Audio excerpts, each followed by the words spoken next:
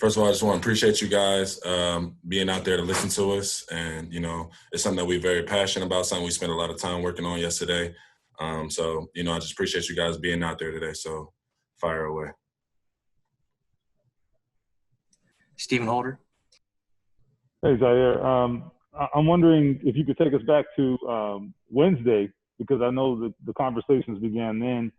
What was your reaction when you saw what happened in the NBA and the actions those players were taking, and how did that get the ball rolling, if that's what it was? Seeing what happened in the NBA was definitely encouraging. It was one of those situations where you kind of have watching history happen in real time.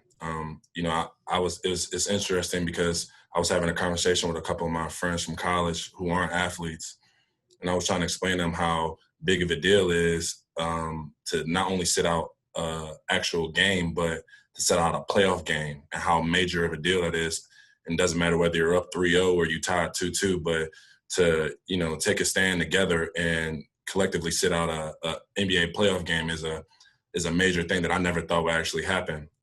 So I definitely would say that definitely helped, spark and ignite, efforts throughout the NFL. I think as NFL athletes, we look at not only what the NBA is doing, but especially what the WNBA does, and how they're a champion for our people, and it inspires us and it makes us want to be better. So I wouldn't necessarily say that was the reason it was, but it was definitely a big inspiration for us. Zach Kiefer. Hey, Zaire. One of the great things about sports, Ryan Kelly just mentioned, is that everybody has their own story. Everybody's from somewhere different. How have you seen all these different people, like the teammates and coaches you guys have, discuss these issues and close that gap, in the words of Ryan Kelly? Sort of how have you seen the progress come from maybe guys that didn't know before? I would just say, one of the biggest things I just overheard Ryan saying was everybody was listening, and not listening just to respond because they already had a preconceived notion in their head, but listening to truly understand and truly feel where our brothers are coming from, whether that's from a white teammate, black teammate, minority coach, or, someone who grew up in farms in south of Georgia or something like that. So we all have a unique experience and a unique life that brought us all here.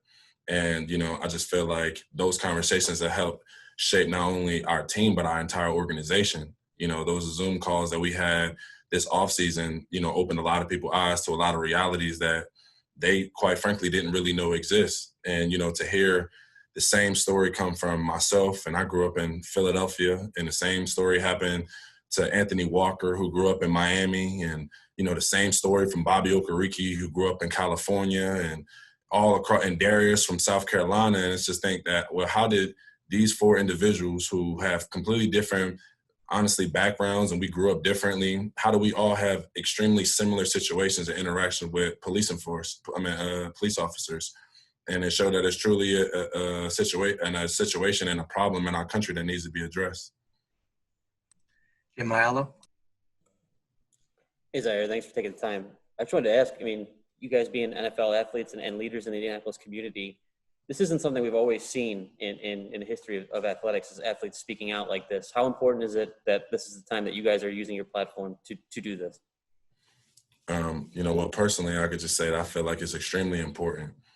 I know a lot of people feel as though, professional athletes shouldn't be activists. And, I'm not an activist. I'm a football player, but I was a black man before I ever picked up a football. And, as someone, from, a minority community in North Philadelphia, I've had cousins and brothers and sisters go to prison and come out and see all kind of things happen in my community growing up, to continually see that as I left and went to college, and even now in the NFL, I feel like it's important for me to be that voice, and champion of my people, and just kind of speak for them. And so because I know I may be heard, and I know they may not ever be heard, so I feel like personally, that's a major responsibility, honestly, as a professional athlete, to not only champion where you're from and your people, but also to be a champion of the communities that you're from and the communities that you impact, such as Indianapolis and Indiana. We'll go two more questions. Mike Chappell. Zaire, is there a level of frustration that you guys had so much attention on back in June, and here you are again? And I guess the important thing is that this isn't another, focus on this in 3 months and then in 6 months. How do you ensure or try to make sure that that this doesn't continue? What can change? What needs to change? I mean, it's extremely frustrating. All I would say is just, just to think about, where our country was at and still is. And I mean, it's tough. We need, wide scale change. It's something that we talked about, not only as a committee, but also, with Frank and Chris and ownership is just, we understand that as, members of, honestly, of entertainment, because that's what the NFL really is and professional sports really is. We have that platform and we can be that beacon of light, like I said, for our communities. And we understand that evil exists everywhere, but we could just do our best to shine a light in our communities. One quick follow-up. I'm sorry. Go ahead. I'm sorry. No, I was just going to say, it's tough and it's hard to think that, this is a situation that we constantly deal with over and over again. I remember it was a week in college where it felt like every other day it was another hashtag. And, to see the events that transpired in Wisconsin, from the video of Jacob Blake being, shot, to the vigilante or terrorist walking past police officers with an AR-15. It's troubling, to say the least. I'm trying not to get emotional, but it hurts. Just a quick follow-up. All that you guys talked about, and so much attention was on NBA not playing, WNBA, baseball. Was there any conversation inside the locker room that perhaps the NFL has to stand up and have players not play a game? I would say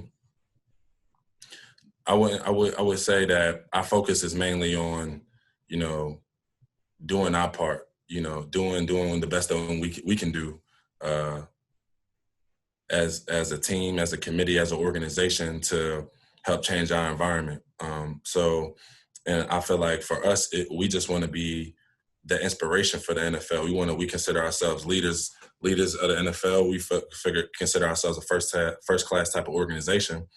And we hope to see, the rest of the NFL to see how we're taking action in our cities and the different things that we're going to be doing, and the different, see our plan go in action and look at themselves and look inwardly and think, well, if they're doing that in Indianapolis, how could I not do this in Chicago or San Francisco or Philly or Dallas or Miami, or, just to say, a few major cities. And, hopefully if every team, just does their part, we could have, obviously as an entire league, take a much larger stand.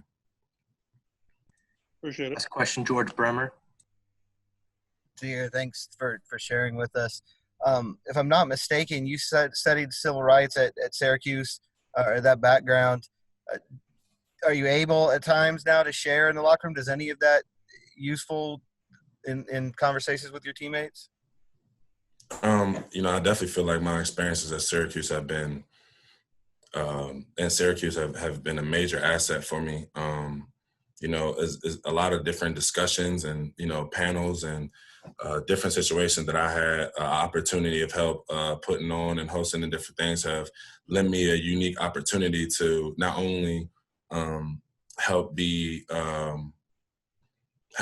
push and ignite this type of committee and change, but also to, just like you said, educate a lot of my teammates. It's a lot of my teammates who may have never, sometimes, people, they just try to focus on the things that are in front of them And sometimes it's just got some guys that just play football all their lives, and that's kind of how they consider themselves. And until it reached a boiling point, and then I kind of, do my job to try to help explain to them.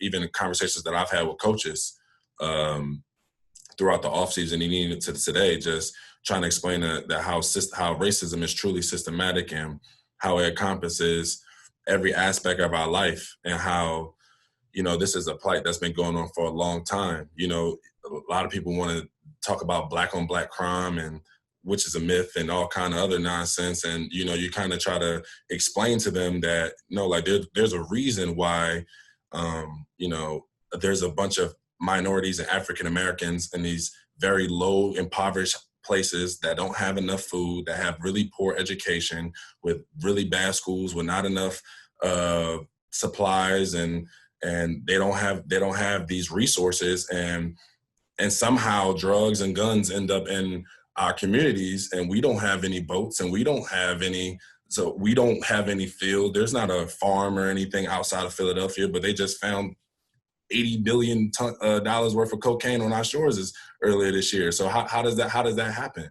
You get what I'm saying? And it's one of them situations where, like, if you don't pay attention, it might be smoke over your head. But for someone like me and how I was raised and where I'm from and the things that I've seen, and especially the experiences I experienced in Syracuse, I feel like they just prepared me for this moment to be able to use this platform in this situation to the advantage of my people.